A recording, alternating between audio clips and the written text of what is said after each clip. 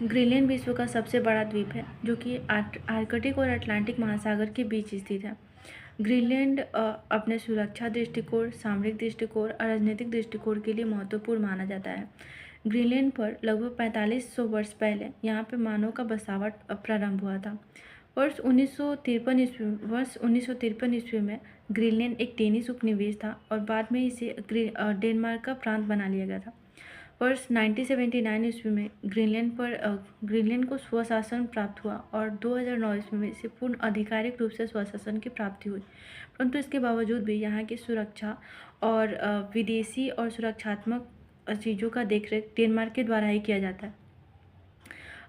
Greenland विश्व में एक बहुत ही महत्वपूर्ण क्षेत्र माना जाता है क्योंकि इसके सामरिक महत्व बहुत ज़्यादा है। वर्तमान समय में अमेरिका के राष्ट्रपति डोनाल्ड ट्रंप ने ग्रीनलैंड को खरीदने के लिए प्रस्ताव पारित किया है।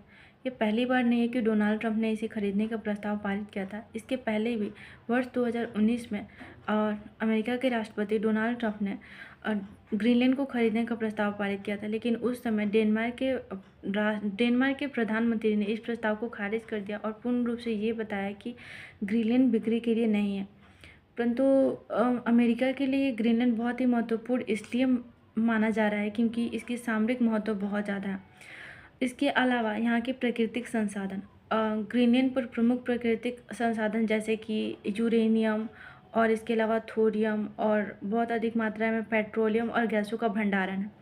और यहाँ पे जलवायु परिवर्तन का बहुत ही बड़ा महत्व माना जा रहा है क्योंकि यदि जलवायु परिवर्तन के कारण तापमान में वृद्धि होगी तो ग्रीनलैंड के बर्फ़ पिघलेंगे और इससे बर्फ़ पिघलने से यहाँ पे संसाधनों की प्राप्ति में आसानी होगी क्योंकि यहाँ पे खनन में ज़्यादा वित्तीय खर्च नहीं उठाने पड़ेंगे, इसलिए अमेरिका के लिए महत्वपूर्ण है। इसके अलावा यदि हिमनदों के पिघलने से जलमार्ग का निर्माण हो रहा है तो उस स्थिति में अमेरिका के लिए महत्वपूर्ण इसलिए होगा क्योंकि यदि चाइना और रसिया उस जलमार्ग का प्रयोग कर यदि अमेरिका पर आक्रमण करे तो ग्रीनलैंड एक प्रमुख क्षेत्र होगा जिसके द्वारा अमेरिका उन पर नज़र रख सकता है। इन सभी के अलावा